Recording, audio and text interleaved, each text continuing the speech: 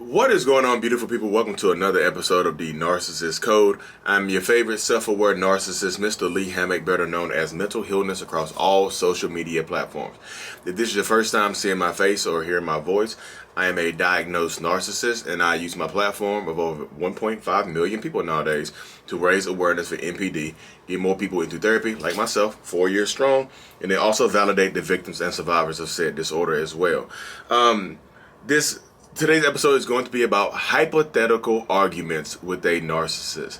And what I mean by hypothetical arguments, like arguments based in nothingness, like arguments based on situations that haven't happened yet. Like them posing a hypothetical question to you, saying something like, hey, you know what, like, if I ever went broke, would you leave me? Or, hey, what if you ever caught me cheating on you? Would you leave me? And you say, of course I would leave you if I caught you cheating on me. And they were like, why? You don't really love me? You never really loved me. I say, wow, you would really break up with me if you caught me cheating. Wow, I thought, what happened to second chances? What happened to love? What happened to love rules all? What happened to anything like that? And a lot of times when you're dealing with narcissists and things of that nature, because I've done this before. This is one of those things that people for some reason. I know y'all like this series right here, because this is my ranting series right here. For some reason, people get in my comment section on YouTube and TikTok and stuff like that, just like, hey, can you tell us what goes on behind closed doors in your house? I'd love to hear from your wife. And it takes one damn scroll on my YouTube page. See, my wife has an entire playlist of videos that she's done, like hour-long question and answer sessions that she's done. Why the hell do y'all think I'm trying to hide my wife? You're like, you're phony, because if you were real, you put your wife out here so we can ask her questions. First of all, my wife don't want to answer a lot of questions from people, because she doesn't want to be responsible for people staying in toxic ass relationships.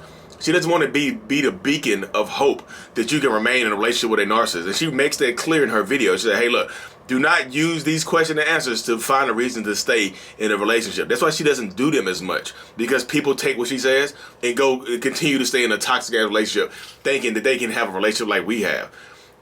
Is your person in therapy? Has your person been in therapy for the last 4.5 years? No. Has your person been doing personal development on themselves for 15 years? Probably not. Is your person intelligent? Probably not. Some of y'all be having some dumb-ass narcissistic people that y'all be dealing with. Just the dumbest, unemployed, stupid-ass people that y'all be dealing with. And y'all be falling in love with people like that. I got a project. Yeah, I'm a fixer. I'm a fix him. And then you end up getting used, and you end up trying to fix this person, and you develop them into something that you want to be with, and they leave you for somebody else. And then you be mad. Why? That's why. Because they were going to use you. Nobody wants to be, you don't need a grown-ass baby. You don't need a grown-ass son or grown-ass daughter. Sorry, I had to get that off my damn chest. I'm tired of seeing that same comment over and over and over again. Like, you trying to hide your wife. I'm not trying to hide my wife. My wife just doesn't want to be the beacon of hope for y'all to stay in some toxic-ass, unhappy-ass relationships. Like, y'all was like, well, you guys made it work. What about you?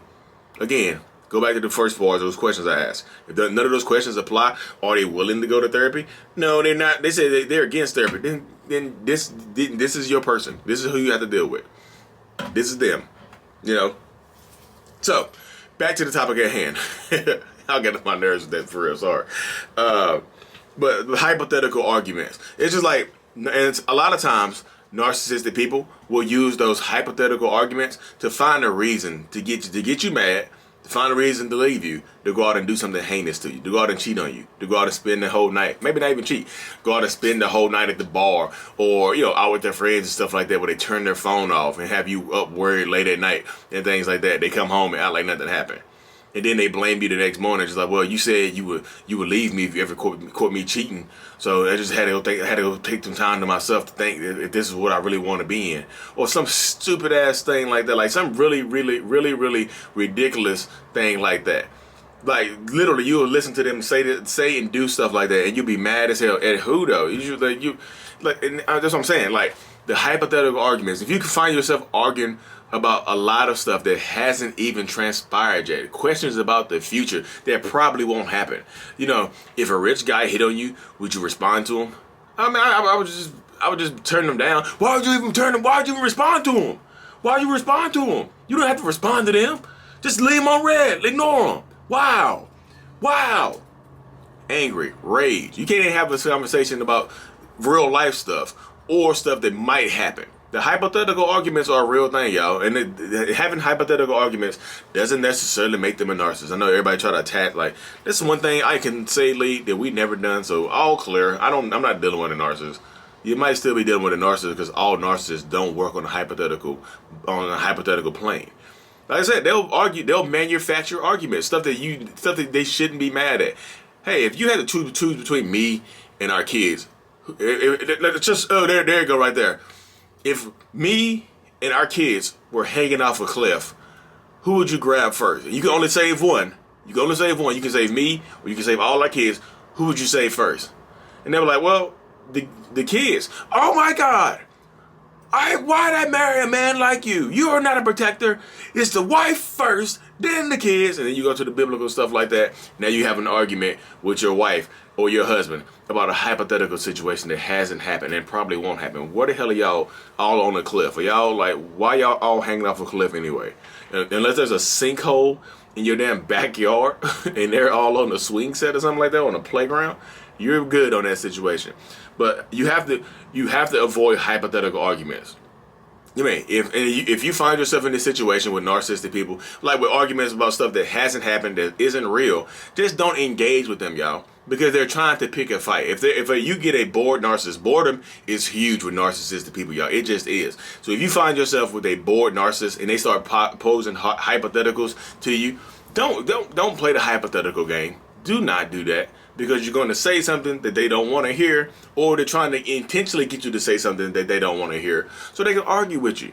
I'm bored. Let's play the hypothetical game. Hypothetically, am I the best looking person in the world? Like, you're not the best looking person. Wow. I'm supposed to be the best looking person in your, we're married. Wow. You know what I mean? Stuff like that. Don't play the hypothetical game with narcissistic people. You don't have to engage. So I'm talking to people, when I'm doing my Zoom calls and things like that, I repeatedly tell people, I'm like, one of your greatest powers against a narcissist is your power of not engaging. Disengagement.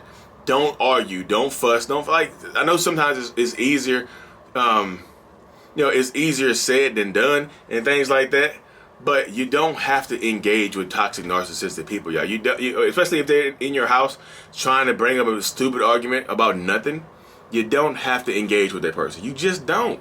Don't engage. If they're trying to pick a fight about a hypothetical, don't engage. If they're trying to pick a fight about something that hasn't happened yet, that probably won't ever happen, don't engage. Like, I'm not playing.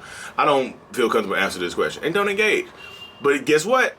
This is how narcissists really want. If they're really bored and really want to pick at you, even if you say I don't want to do this, they'll argue about that.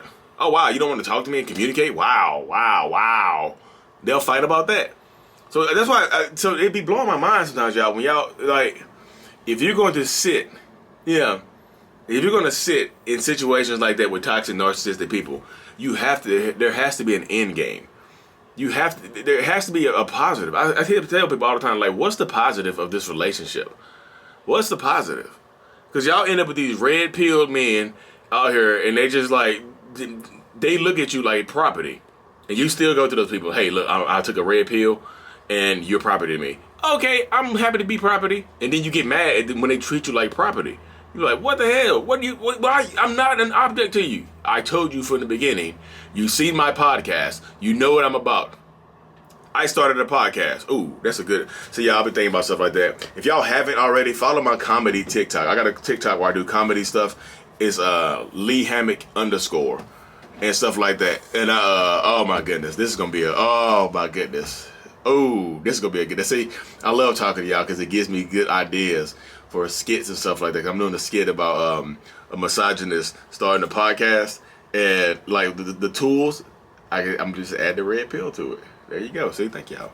But so, like when people like Maya Angelou said this to y'all. When people tell you who they are in the beginning, believe them.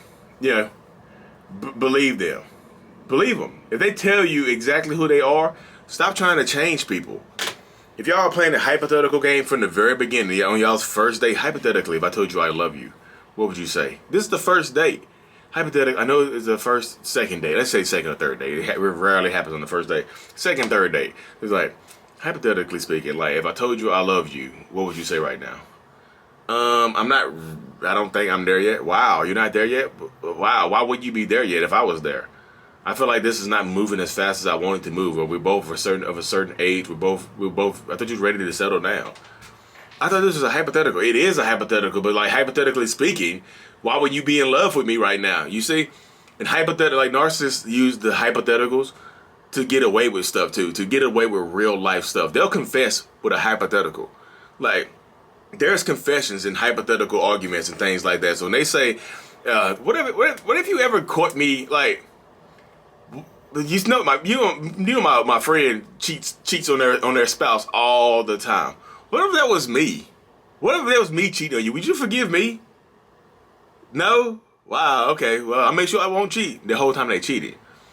If they are postulating or asculating, y'all remember that from my last video, OGs. Y'all OGs remember that from the last video. If they're if they're asking you unnecessary hypotheticals about terrible stuff, there might be some truth in that as well, y'all. If they're asking you hypotheticals about leaving you and the kids, or quitting their job, or becoming an entrepreneur, or, you know, bringing up with you to have a hot girl summer or whatever, you know what I mean? And then try to come back to you, you know, what are you gonna think? What is that about? Like, there's some truth in those hypotheticals, and how you react will dictate whether or not they tell you the actual truth. You know what I mean? Your reactions. As I said, don't react. Your reactions will tell them everything that they need to know about moving forward or not. You know what I mean? Moving forward their plans. So hypotheticals can be used to cover up plans as well. So just, you know, if they keep playing hypotheticals, there's some truth in there. And also that's why they get mad. That's why they get mad sometimes. When they're postulating these hypotheticals, when they're asking these hypotheticals. Am I using that word? I don't think I'm using. I need to look up that definition. Postulate. I need to look that up. I'm trying to sound smart. Be out here using the word ridiculously stupidly. You know.